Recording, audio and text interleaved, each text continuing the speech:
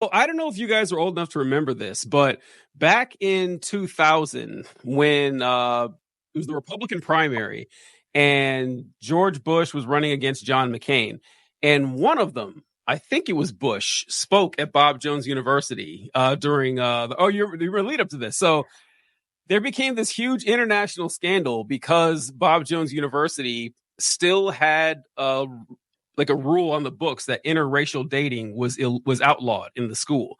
And Oh, that's right. in the year 2000. And so, of course, people are like, are you kidding me? I can't believe you spoke at the school. And the public pressure forced Bob Jones III to come out and say, okay, we've changed the rules now. Now interracial dating is allowed as long as both parents sign a piece of paper saying they're okay with it. And I was in college at Maranatha at the time. And I remember people talking about how, oh, people say Bob Jones is racist and it's not. And I say, okay, wait a minute. Yeah, they are. And the argument they would make was that Bob Jones, like the interracial dating rule wasn't racist because it equally applied to every race. It's like, yeah, so black people can't date white people, yeah, but hey, white people can't date black people either. So, it's not really racist. And I said, okay, let's go over the history of Bob Jones. That's really what they said. And Yeah, I just I believe it. yeah, I just very simply laid out the timeline here that Bob Jones Sr. starts Bob Jones University in like the 50s or 40s or whatever.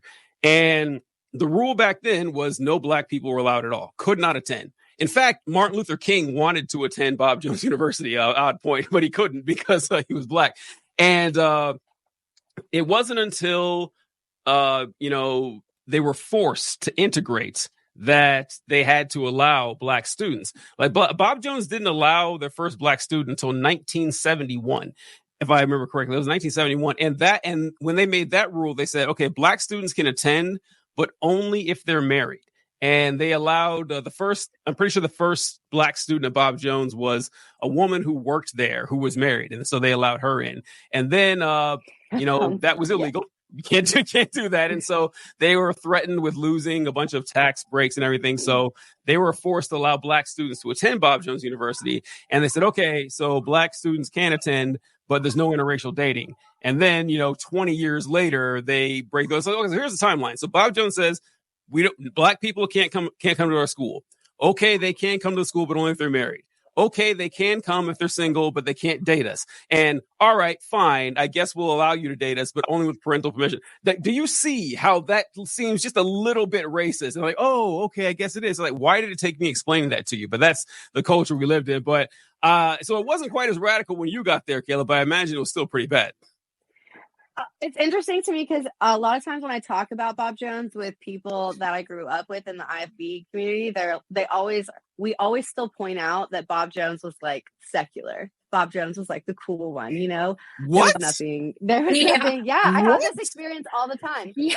That and Pensacola. Like, I don't know what was so cool about Bob Jones and Pensacola, No, everybody, because Pensacola. we were not living like y'all thought we were. Sorry, but yeah, it was than Bob Jones. Yeah, so Pensacola I can see. Bob Jones I can't. Like Bob Jones, they had. So I was at Bob Jones. No, I mean, I never went to Bob Jones, but I think I remember it's in South Carolina, right? Greenville, South Carolina. Greenville, South Carolina. So I remember. Yep.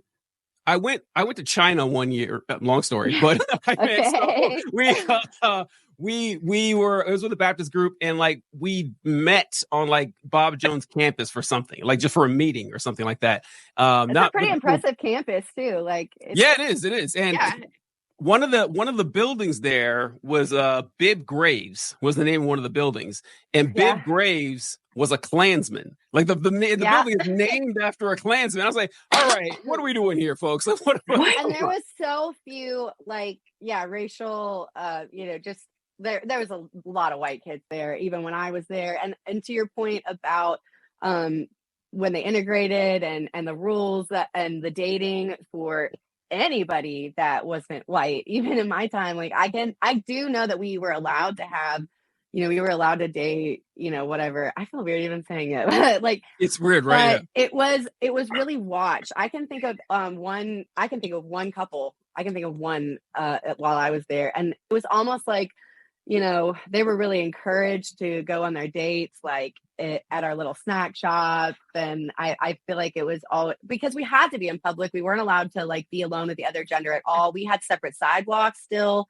for boys and girls. Like we had weird meal hours. I had to, I don't want to take credit for all these memories, but I had to like reference or call up my roommate from Bob Jones, and she was actually expelled and I wasn't. And how I made it through, when I tell you more about my experience, it's going to make you laugh, I guess, guys. But she got expelled because we had like 155 demerit system and all this stuff, but we couldn't go eat at any time. Like girls had weird sidewalk hours, so we weren't just allowed to like go to the cafeteria and get snacks if we needed to. We were both talking about just like how hungry we were. We were hungry, and like we lived in the dorm like right next to the cafeteria too. So just it was rough. It was rough. That's how my experience was. Wait a minute. You had sidewalk rules. So when you said sidewalk rules, I remember Maranatha so on campus, there was like at the very edge of campus, there was this long stretch of road that led to this, apartment, like a housing development, like a couple miles back. It was a perfect running stretch. And so people ran on it all the time. And there was a rule that girls weren't allowed to run on that road alone after dark or something. That was one of the rules they had. Like if you were a girl, you wanted to run, you had to run with somebody else. And that's what I thought you were talking about. But you said, like, you mean on campus? You couldn't walk on campus at certain... What? Yeah, I'm going to have to like... I cannot tell you more than that, really, but yeah, like we definitely. I don't want to misquote it. Like I'm literally scared to like say it wrong and then have like Bob Jones. No, you're right. And be like, actually, we never had that. Like, but no, like we had sidewalk rules. I'm not tripping, and yeah, my roommate said it too. But it really restricted our lives to the point where yeah, like I don't want to put anybody else's like information out there, but like I know that there were girls in my dorm room or dorm hall, area that were struggling with like eating disorders and stuff like that. And it was because of not only like whatever they may or may not have been bringing out of their own lives and experiencing just in general, but because of all this other stuff, like the rules, it was a lot. It was hard. So Kai, I don't know how it is now, like, but it was really rough. So, Kai, what's so you seem fairly confident. What's your familiarity with these sidewalk rules? This is new to me. I never heard anything like this. This is wild. So I was homeschooled, on and off throughout my life, and my parents used the Bob Jones curriculum to homeschool us. Yeah, and we'll just leave it at that. And we went to family camp at BJU every summer. And then they have like their high school program that they do. I don't know how they do it now, but when I was in high school over a decade ago, you could come back if you were in the education program. You could come for like weeks at a time in the summer and like get experience in different career fields or whatever. And then you could get like high school credit for it. So they would have like criminal justice camp and theater camp and whatever. So I spent several summers at Bob Jones. I actually don't know why I didn't go there. And I picked Clearwater. I think Clearwater was the only one that accepted me because, again, I had a homeschool diploma. But like, I will say Bob Jones, like high school academics were pretty rigorous. Like math and science and stuff was all pretty like solid, at least for me. Like I was able to go on and be successful in college, and Clearwater was accredited. So I spent a lot of time at Bob Jones growing up. And then the Christian school I went to in Georgia, we would have fine arts competitions at Bob Jones during the school year and stuff. So we would go to the college once or twice. I don't remember, once or twice a year. So we would see the school when it was in, but like that was like 2003, 2004. And so we would like see the students and we're familiar with the campus, or it was only 3 hours from where we were living in Atlanta. So if we wanted to go to the Fine Arts Museum or any of that stuff, we would go to Bob Jones and do it. So you're not incorrect about the sidewalk. That is and wild. Like guys and girls could only walk on certain sides. I want to just mention as well that Bob Jones has all kinds of programs they're so in these schools. There's the school, they're way ahead of these families that they can't, as far as how they're getting kids to still go. they have all kinds of programs like that. And I know so many people that have visited the campus, before in childhood like that. That's cool. I have so many memories of Bob Jones, like the snack shop, like all of it. Mm-hmm. Like, snack shop was kind of lit. It was pretty some cool. of my best, like, it's fundamentalist, right? But like some of my best summer memories as a kid came from Bob Jones camps. Like, I had so much fun. And it was a chance to get away from like my family and like to do something else. Like, it was fun. It was a good time. But I didn't have to go to school there, so it's true. Take that with what you will. I only went for a semester, by the way, guys. I thought you went longer. One semester. No. Okay. No, Kayla didn't for make one it very long.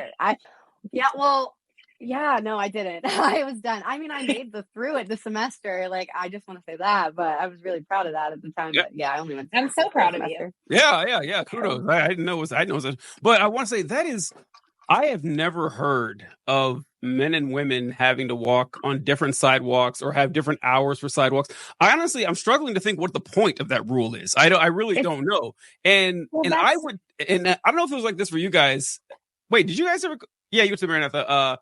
The school we had when we took the bus to like go to the gym. I was just about to say. Okay, yeah. So like the boys, it was like and girls girls in the front and boys in the back.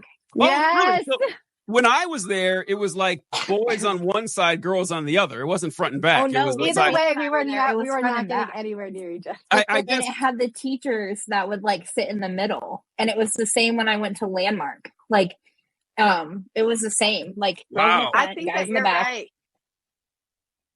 Wow, I'd never seen that anywhere else. That is insanity. Yeah. But the sidewalk rule, like I'm struggling to even find like a justification. Because look, all right, fine. I can put myself in the head of these like I don't want these boys and girls sitting together in these seats and canoodling or whatever they would use or something like that. But sidewalks, I don't know. I got no idea what's going on with that. But it does kind of go into like so.